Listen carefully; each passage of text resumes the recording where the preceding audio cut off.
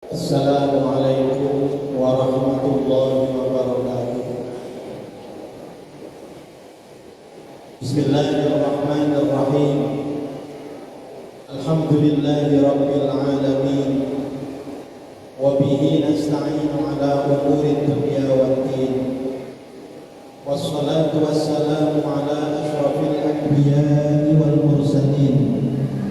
Sayyidina wa maulana Muhammadin sallallahu alaihi wasallam wa ala alihi wa ashabihi wa dhurriyyatihi ajma'in. Rabbi shrah li sadri wa yassir li amri wahlul 'uqdatam min lisani yafqahu qawli.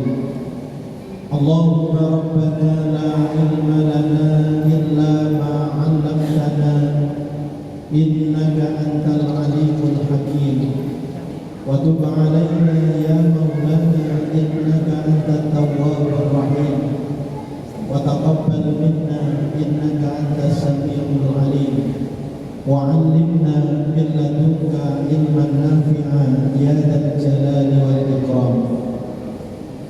Allahumma iftah lana hikmataka wanshur alaina rahmataka ya arhamar rahimin. Amma ba'du, hadratal mukarramin, para alim, para ulama, para kiai, para ibu nyai yang senantiasa kita hormati dan kita muliakan, jajaran pengurus takmir Masjid Agung Baitul Mukminin Kabupaten Jombang yang kita hormati, para jamaah kaum muslimin wal muslimat rahimakumullah.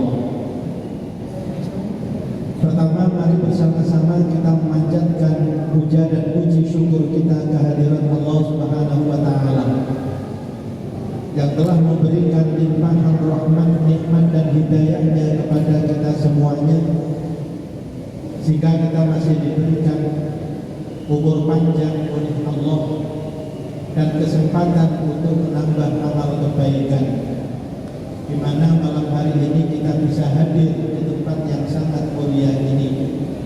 Mudah-mudahan ini menjadi jalan kita mendapatkan ridho dari Allah Subhanahu wa taala dan diberikan keselamatan mulai di dunia ini sampai dengan kelak di akhirat. Allahumma amin.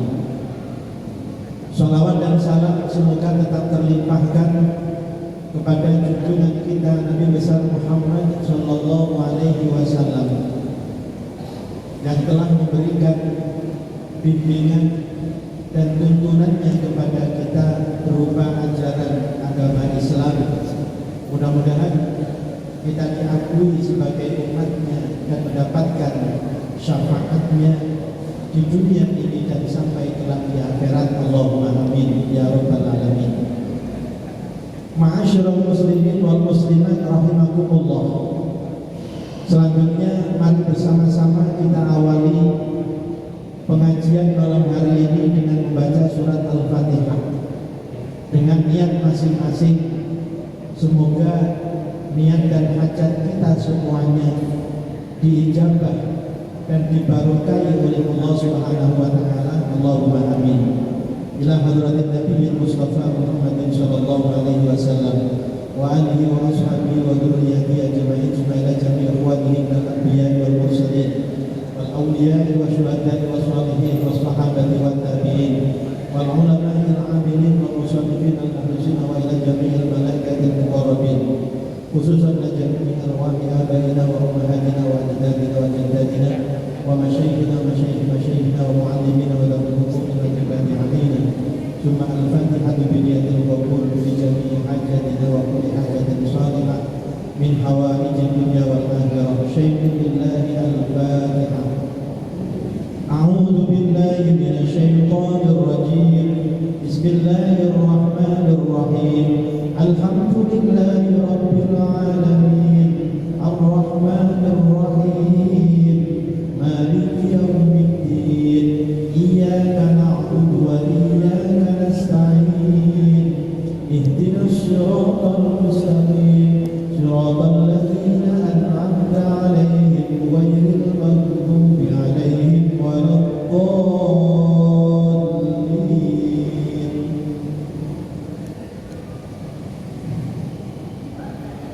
Ibu hadirin hadirat yang dirahmati Allah Subhanahu wa taala. Kajian kita malam hari ini masih surat Al-An'am. Akan saya bacakan ayat 151. A'udzu billahi minasy syaithanir rajim. Bismillahirrahmanirrahim. Qul ta'alu atlu ma harrama rabbukum 'alaykum alla tusyriku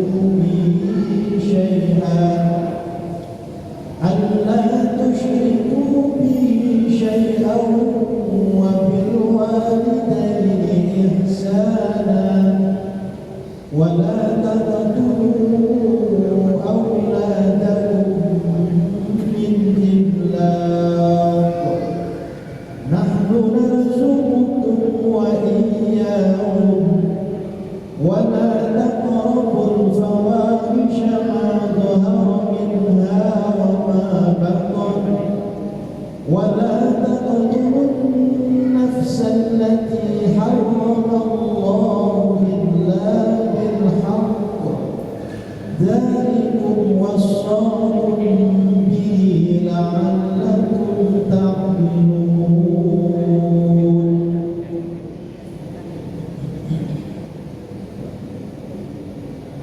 Qul ta'alu,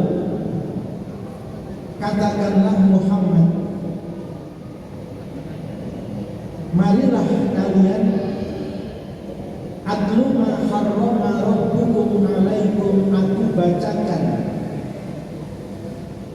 perkara-perkara yang diharamkan oleh Tuhan kalian kepada kalian. Ayat ini disampaikan oleh Allah kepada Nabi Muhammad sallallahu alaihi wasallam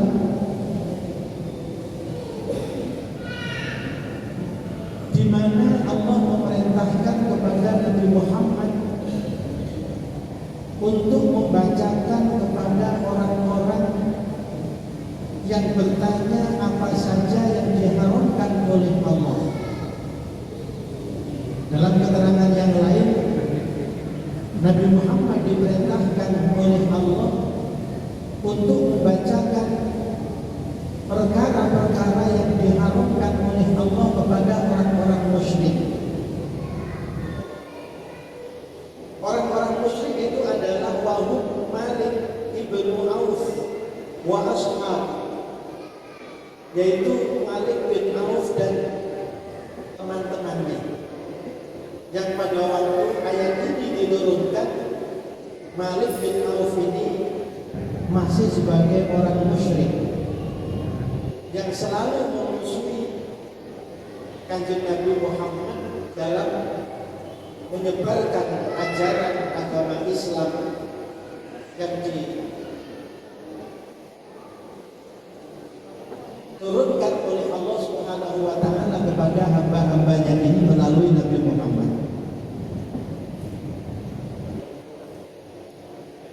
Maka Nabi Muhammad diperintahkan untuk mengajak mereka, kemarilah kalian, akan aku bacakan apa-apa yang diharamkan oleh Tuhan kalian kepada kalian. Ini menunjukkan bahwa Nabi Muhammad yang pertama ingin mengajarkan bahwa Tuhannya Nabi Muhammad beserta para pengikutnya, para sahabat-sahabatnya, ini sebenarnya juga Tuhannya orang-orang musyrik itu. Hanya saja orang-orang musyrik itu tidak mau mengakui Allah sebagai Tuhan dan mengakui selain Allah sebagai Tuhan. Jadi sebenarnya Tuhan itu ya Allah. Allah itu adalah Tuhan semesta alam. Jadi alhamdulillahi rabbil alamin. Segala puji bagi Allah, Tuhan semesta alam. Jadi Allah itu bukan hanya Tuhannya orang-orang Islam, Tuhannya orang-orang yang beriman kepada Allah, tetapi Allah adalah Tuhan semesta alam ini. Baik yang mengakui, yang beriman kepadanya atau yang tidak beriman kepadanya.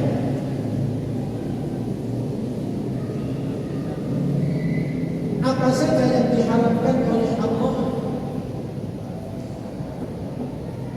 yang diperintahkan kepada Nabi Muhammad untuk menyampaikan kepada manusia, termasuk kepada orang-orang yang masih belum beriman kepada Allah. Yang pertama adalah Allah tusyriku bihi syai'an, agar kalian jangan menyekutukan Allah dengan sesuatu apapun. Ini yang pertama. Jadi Kanjeng Nabi diperintahkan untuk mengajarkan tauhid, mengajarkan keimanan kepada Allah Subhanahu wa taala, mengajarkan bahwa Allah adalah satu-satunya Tuhan yang berhak untuk disembah. Sehingga orang-orang yang masih menuhankan selain Allah ini diajak untuk ke jalan yang benar agar tidak menyekutukan Allah. Para ulama menjelaskan bahwa menyekutukan Allah ini baik dalam bentuk i'tiqad itu keyakinan, atau menyekutukan Allah dalam bentuk ucapan, ataupun menyekutukan Allah dalam bentuk perbuatan. Menyekutukan Allah dalam bentuk i'tiqad atau keyakinan, misalnya meyakini adanya Tuhan selain Allah, itu adalah perbuatan musyrik, menyekutukan Allah dengan sesuatu yang lain, menganggap adanya Tuhan selain Allah. Contoh musyrik dalam bentuk keyakinan atau i'tiqad di antaranya juga misalnya meyakini bahwa selain Allah ada yang dapat memberikan manfaat, atau ada yang dapat menolak kemudaratan. Padahal tidak ada yang dapat memberikan manfaat kepada siapapun kecuali Allah Subhanahu wa taala, dan tidak ada yang dapat menolak bahaya dari siapapun kecuali Allah Subhanahu wa taala. Makanya di dalam hadis qudsi ini Allah berfirman kepada hamba-hambanya, wahai hamba-hambaku, jika kalian meminta pertolongan, maka mintalah pertolongan kepadaku. Karena meskipun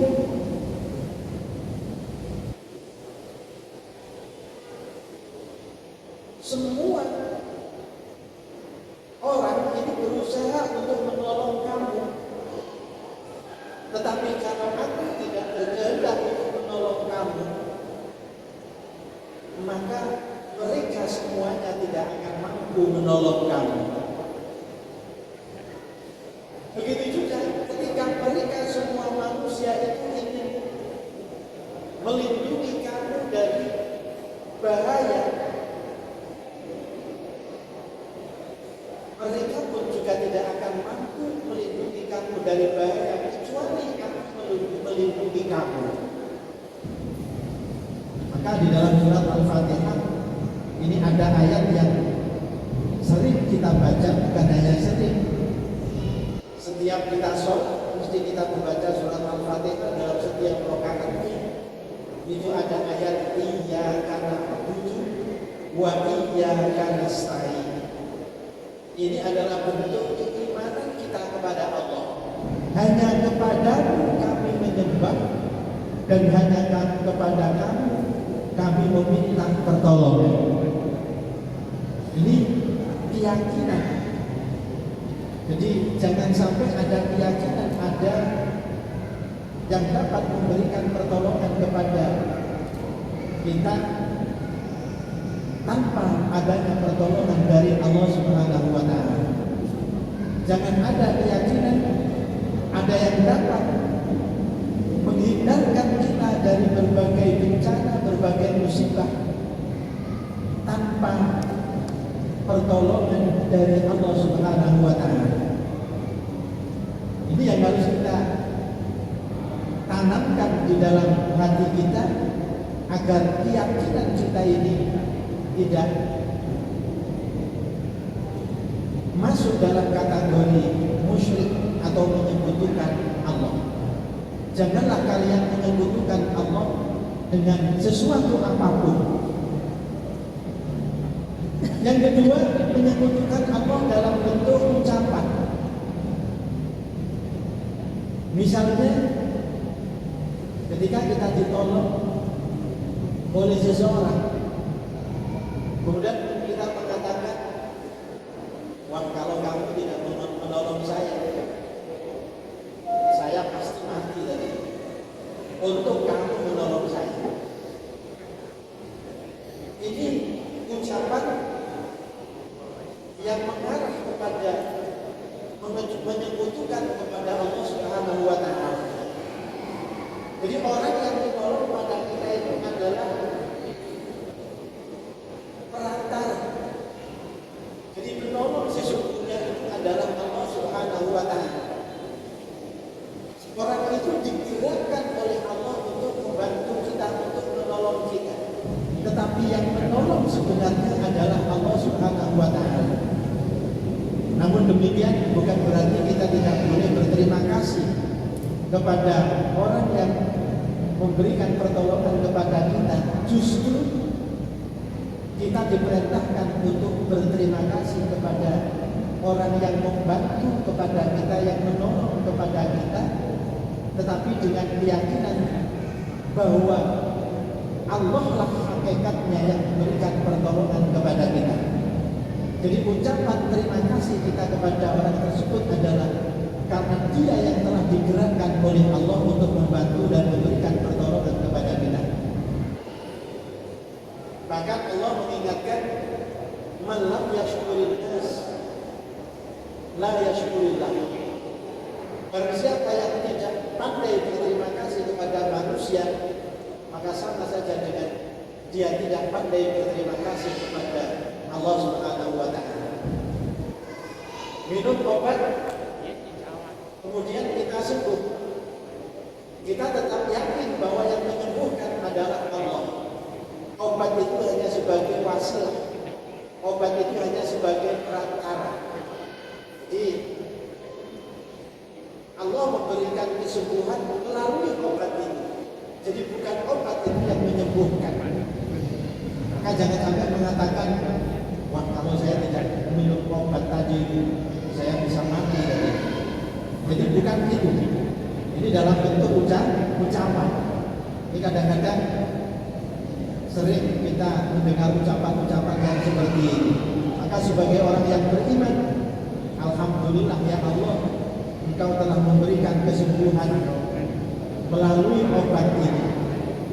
Terima kasih ya Allah, Engkau telah memberikan kesembuhan kepadaku dengan perantara obat ini. Itu baru seperti itu. Yang benar seperti ini. Ini contoh-contoh. Jadi perbuatan muslim atau contoh-contoh menyekutukan Allah melalui ucapan.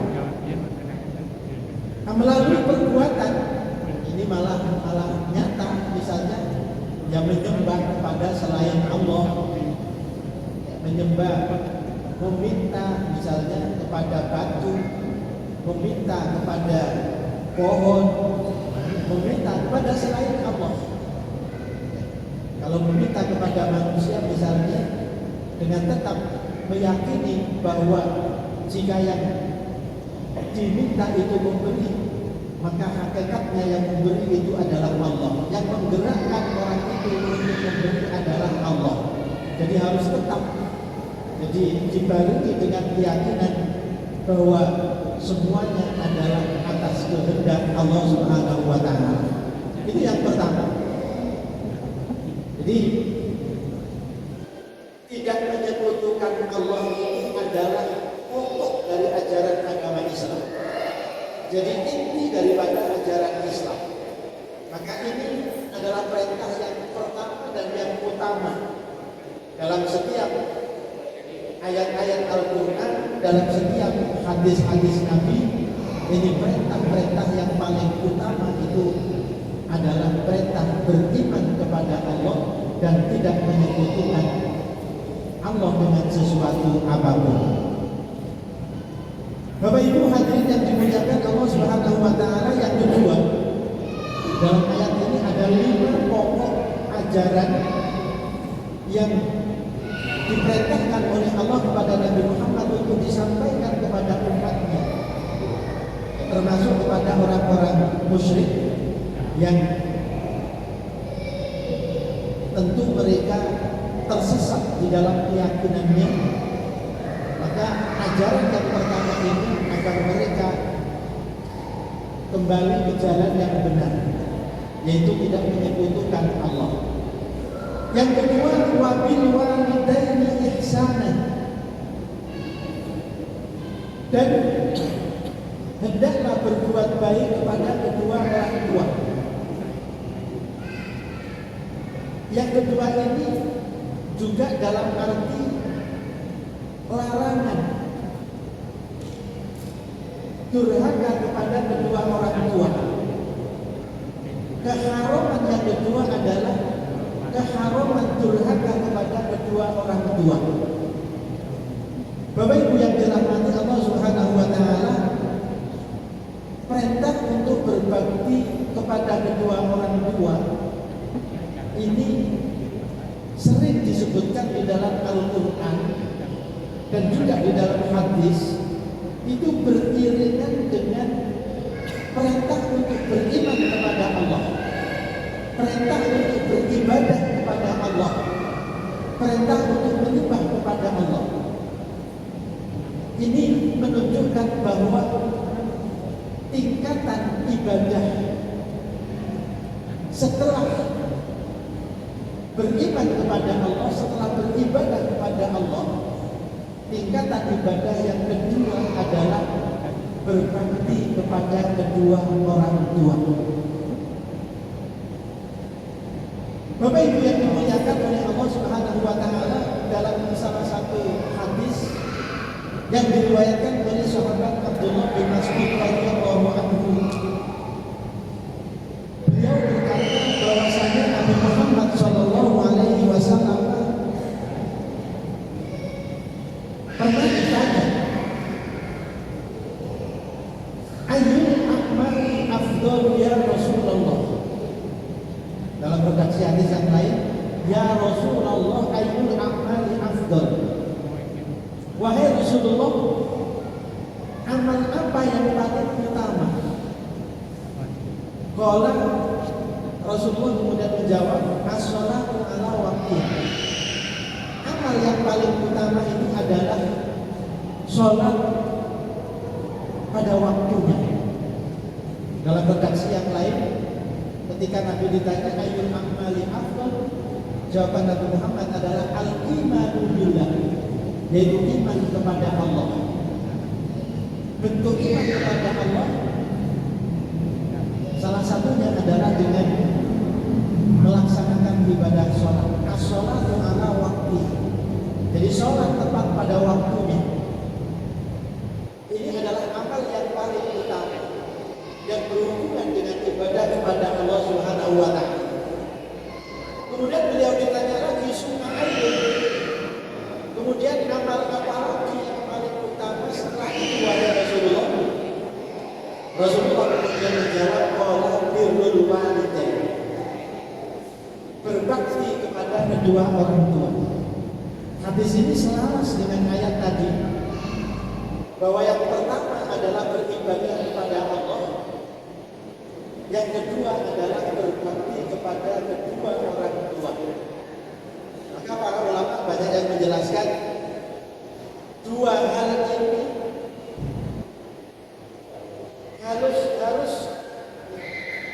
harus bisa dijalankan secara seimbang. untuk menjadi orang yang baik itu dua hal ini harus dijalankan secara seimbang. Jadi orang yang ibadahnya baik, tapi kalau kepada kedua orang tua dia tidak bisa berbakti, maka ini juga akan mengurangi kualitas ibadah dia kepada Allah Subhanahu wa Ta'ala. Bahkan dalam kisah yang sangat populer, dalam kisah yang sangat masyhur, yaitu kisah sahabat Nabi Shallallahu Alaihi Wasallam yang bernama Alqamah. Saya yakin Bapak Ibu, para hadirin hadirat sudah pernah atau bahkan ada yang sering mendengar kisah Alqamah ini. Alqamah ini salah satu sahabat Nabi. Bahkan disebutkan di dalam hadis itu Alqamah ini adalah sahabat Nabi yang ibadahnya sangat baik. Sholat jamaahnya istiqomah. Tetapi ketika Alqamah ini akan meninggal dunia, ketika dalam keadaan sakaratul maut, Nabi kemudian menjemputnya dan menuntut kalimat syahadat. Ternyata Alqamah ini tidak mampu mengucapkan dua kalimat syahadat ini. Padahal semuanya mengakui Alqamah ini adalah ahli ibadah. Bahkan istrinya juga menceritakan bahwa suaminya Alqamah ini juga ahli sedekah, ahli ibadah, ahli sedekah, mispol ibadahnya. Tapi kenapa ketika dituntut untuk membaca dua kalimat syahadat ketika sakaratul maut itu dia tidak mampu mengucapkannya? Maka Nabi kemudian menanyakan, apakah Alqamah ini punya orang tua? Dan ditanya oleh Rasulullah langsung, apakah dia punya orang tua? Sebab kalau ibadahnya ini sudah bagus, mestinya dia lancar untuk mengucapkan kalimat syahadat pada saat sakaratul maut. Tapi ternyata ketika dituntut untuk mengucapkan dua kalimat syahadat itu dia tidak mampu menirukannya. Maka Rasulullah langsung menanyakan, apakah Alqamah ini masih punya orang tua? Maka istrinya menjawab masih, yaitu ibunya. Maka kemudian Rasulullah meminta kepada para sahabat agar supaya ibunya ini dipanggil. Kalau begitu tolong ibunya Alqamah ini dipanggil di sini. Maka didatangkanlah ibunya Alqamah ini ke rumahnya Alqamah yang dalam keadaan sakaratul maut. Ketika ibunya datang kemudian ditanya, apakah betul ini Alqamah putramu? Ya betul. Kenapa Alqamah ini tidak mampu mengucapkan dua kalimat syahadat? Apakah dia pernah menyakiti? Maka sang ibu menjawab, bukan hanya pernah wahai Rasulullah. Alqamah ini sejak punya istri ini dia lebih sayang kepada istrinya dan dia sudah tidak peduli lagi dengan saya. Padahal sebelum dia punya istri, dia sangat menghormati saya, dia sangat memuliakan saya, dia adalah anak yang berbakti.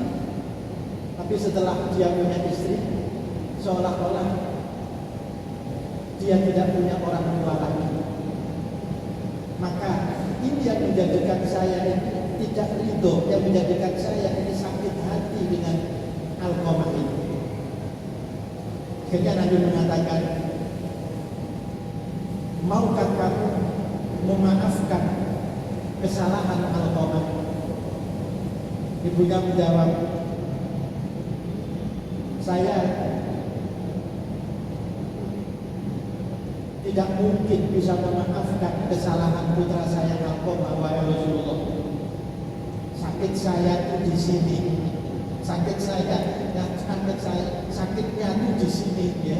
Jadi saking sakitnya sampai menjawab, saya tidak mungkin memaafkan Alqamah. Akhirnya kemudian mendengar ibunya tidak bisa memaafkan Alqamah itu, Nabi memerintahkan kepada para sahabat-sahabatnya untuk mengumpulkan kayu bakar. Kalau begitu, wahai sahabat-sahabat, silakan kalian semuanya kumpulkan kayu bakar. Ibunya kaget, wahai Rasulullah, untuk apa engkau menyuruh para sahabat mengumpulkan kayu bakar? Akan aku bakar Alqamah ini, ya agar supaya dia bisa meninggal dunia, agar supaya dia mati, dan sebelum dia nanti dibakar di api neraka, dia akan aku bakar dengan api di dunia ini. Kami dengar jawaban itu, ibunya nggak tega. Saya bisa sak loro-loro ini artinya wong tua ini kepada anak, tapi kalau anaknya kemudian mengalami penderitaan, kesusahan, tetap orang tua akhirnya juga tidak tega. Akhirnya kemudian orang tuanya mengatakan, kalau begitu aku minta jangan engkau bakar putraku ini, wahai Rasulullah, aku tidak tega. Bagaimana kamu tidak tega menyaksikan anak kamu dibakar dengan api dunia? Padahal kalau seandainya engkau tidak memaafkan putramu Alqamah itu, dia nanti akan dibakar dengan api neraka. Kalau begitu akan aku maafkan, wahai Rasulullah. Setelah dimaafkan, maka dituntutlah Alqamah ini untuk mengucapkan 2 kalimat syahadat, dan ternyata kemudian mampu mengucapkan 2 kalimat syahadat itu. Ini bukti bahwa ibadah kepada Allah ini harus dibarengi dengan berbakti kepada kedua orang tua. Bapak Ibu yang dirahmati Allah Subhanahu wa taala, dari sahabat Ali radhiyallahu anhu, Rasulullah sallallahu alaihi wasallam bersabda, "Ana bari'un mimman lam yu'addi haqqa walidayhi."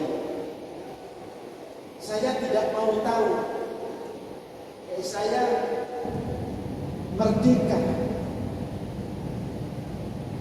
dari orang yang tidak menunaikan hak-hak kedua orang tuanya. Bahasa Jawanya satu sekarang. Kalau ada orang, saya tidak peduli kalau ada orang yang sampai tidak menunaikan hak-hak kedua orang tuanya. Sahabat Ali kemudian bertanya, "Qultu ya Rasulullah, fa in lam yakun ma'ahu syai'un." Wahai Rasulullah, bagaimana kalau orang itu tidak memiliki apa-apa untuk diberikan kepada orang tuanya?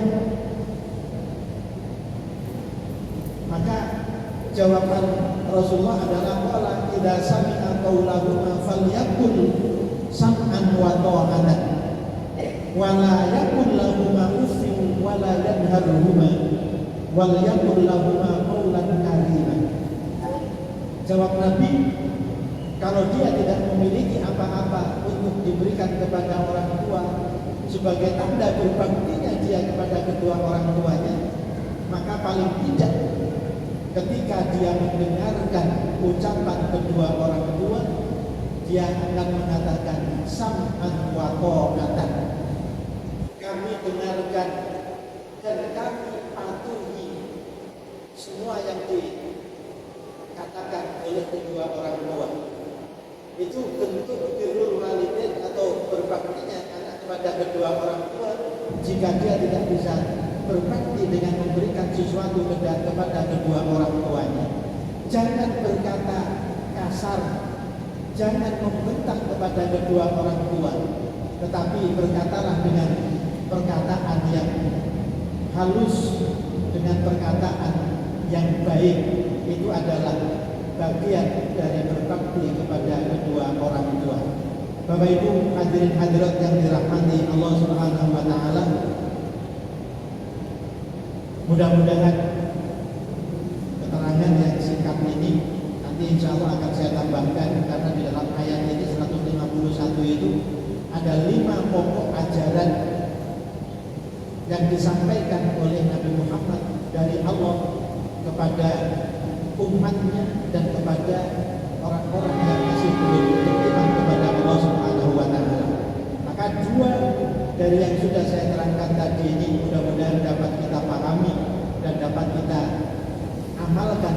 kehidupan kita sehari-hari, sehingga kita senantiasa mendapatkan ridho dan pertolongan dari Allah Subhanahu wa taala. Allahumma amin ya rabbal alamin. Demikian, wallahul muwaffiq ila aqwamit thoriq. Wassalamualaikum warahmatullahi